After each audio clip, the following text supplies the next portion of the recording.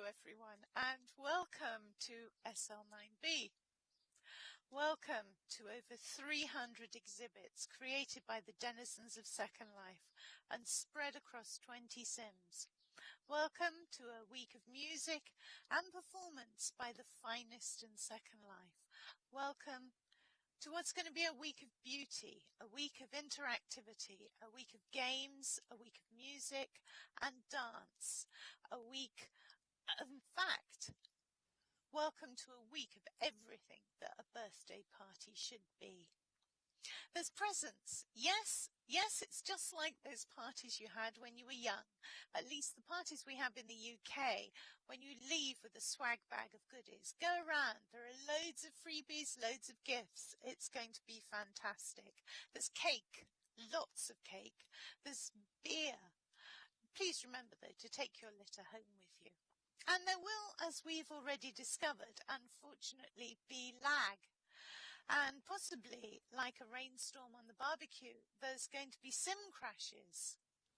But, you know, we live in Second Life. We'll keep calm and carry on. Even if people wander in and stand next to us when we're not expecting it. We'll just keep calm and carry on. But we nearly didn't carry on at all. Back in April, on April the 16th, just over 2 months ago, there was an announcement by the grid operators, Linden Lab, that they would not be donating any sims for the community birthday party this year. They suggested that we took the theme of community and celebrated in our own communities. I think I can safely say that decision disappointed a great many people. There were those who had already started their builds in anticipation of the opportunity to exhibit on the largest communal platform that Second Life annually offers. There were hundreds of people who were preparing to donate their time and energy to the celebrations. The musicians, the educators, the estate managers, and the assistants. What would we have lost if we'd accepted what Linden Lab had said and parted in our own communities?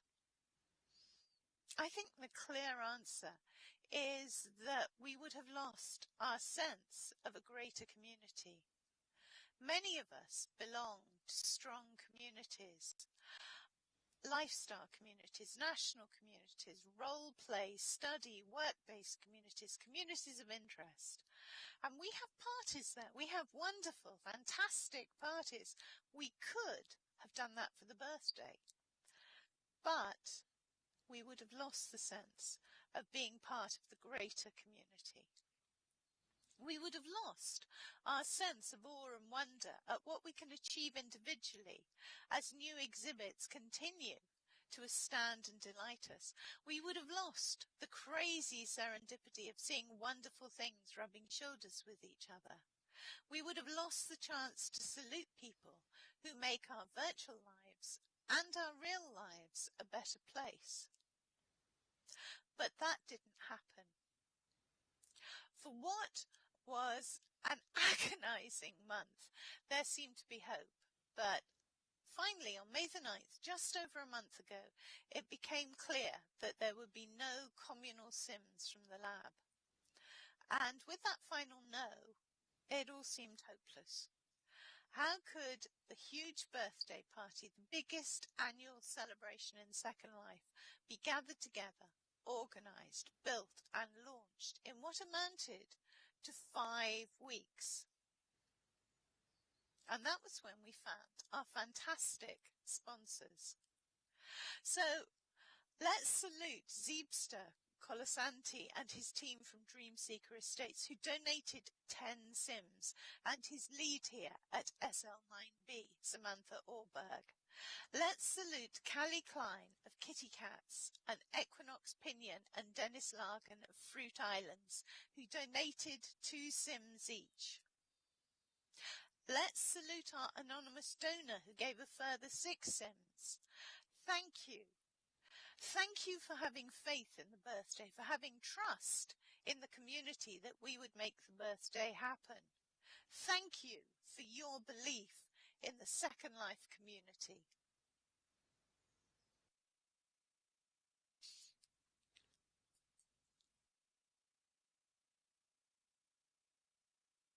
Now, as we started pulling things together, I heard one question more and more.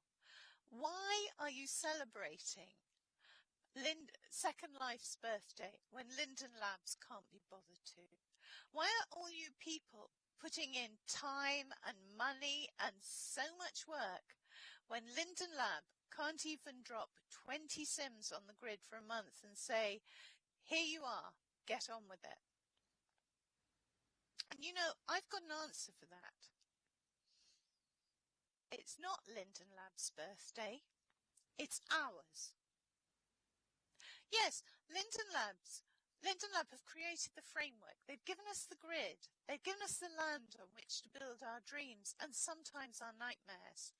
They hold the data that drives our second lives.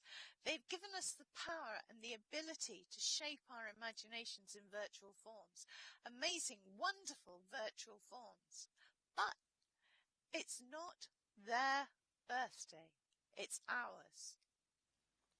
I hope that on June the 23rd, which is the actual birthday, they'll be opening the champagne in the lab. Maybe some of it will be non-alcoholic. Much of it will be organic. They are, after all, in California.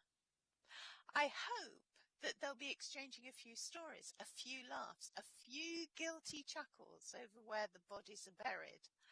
I hope that one or two will raise some bright, shiny ideas. Hey, wouldn't this be cool to do?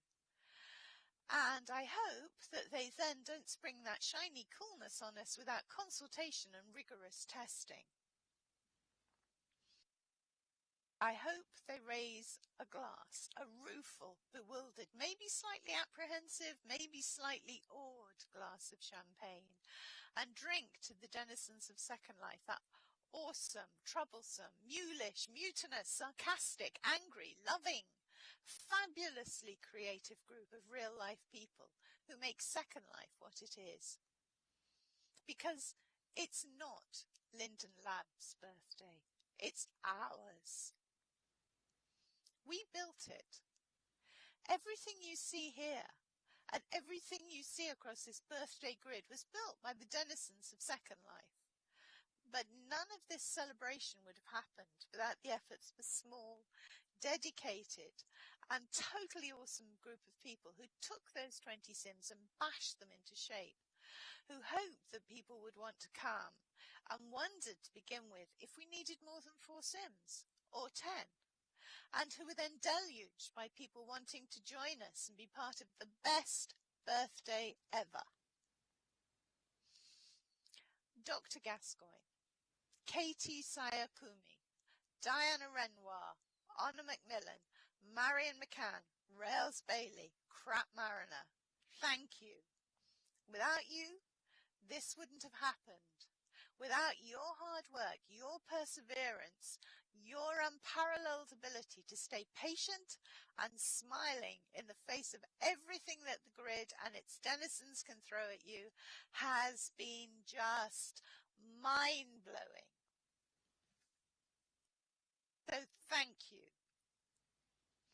Thank you to Mikati Slade, who built this amazing 4-sim birthday cake stage. Thank you to Kazura Ariadne, who built the lake stage. Thank you to Donpachi D'Agostino, who built the lotus stage and the wonderful train. Thank you again to Katie Sayakumi, who created the breathtaking Egyptian stage, and then she went and created the breath-holding underwater stage. Thank you to Artie Dupre, who made the community hub that links this event to other SL9B events that are happening across the entire grid. Thank you to Bo Tiger, whose lovely HUD is going to have us bouncing happily from A to J and back over to Q. Thank you to Ivana Chlanfer, who's made the pod tours that provide the most amazing way of seeing the Sims. And thank you to the hundreds of volunteers that have come together to make sure this happens, the SIM coordinators, the exhibitor assistants who've been on hand 24/7 to make sure that everyone who needed help and support would have it, pretty damn near instantly.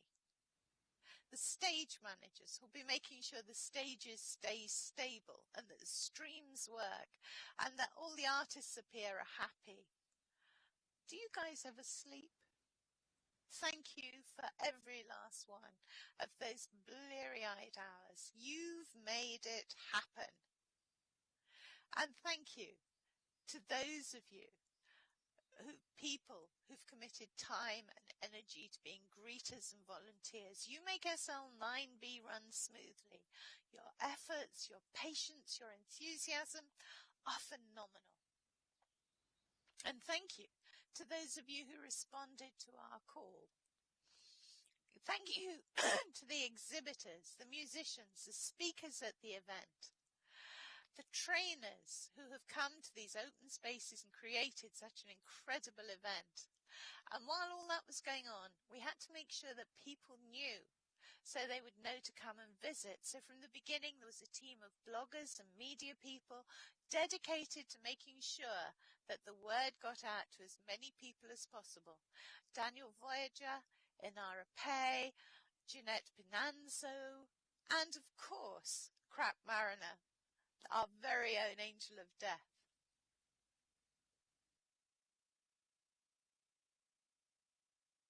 This was the year of the last minute. This was the year of the sponsors galloping to the rescue. Of the will people want to build here? And oh boy, they did. This was the year of clawing every last parcel out of the flat green plains. So thank you to Katie for finding square meters where none existed, for clawing back prims to give us those extra parcels. This was the year of discovering that more and more people wanted to join us, to help, to perform. So this was the year of the last minute fifth stage and the frantic rearranging of schedules. This was the year of the hasty training classes, the year of the flying by the seat of our pants, the panics, the crazy improvisations, the last minute ideas so shiny they just had to be acted on. And thank you to all those people donating gifts to the Egyptian expedition and to David Abbott for writing the fun tale you're all about to read. This was the year of the last minute party. And I hope you'll all agree we pulled it off. But thank heavens, it doesn't have to be like this. Next year is the big one, the 10th birthday. And believe me, we'll be prepared. Because it will be huge. There will be more sims, more exhibits, more art, more music, more of everything than ever before. We'll be entering double figures and we'll be shouting to the world that Second Life is bigger and better than it ever was. A place where we've claimed our world for our imagination. And we'll be holding our first planning meeting, well, maybe in a month or so.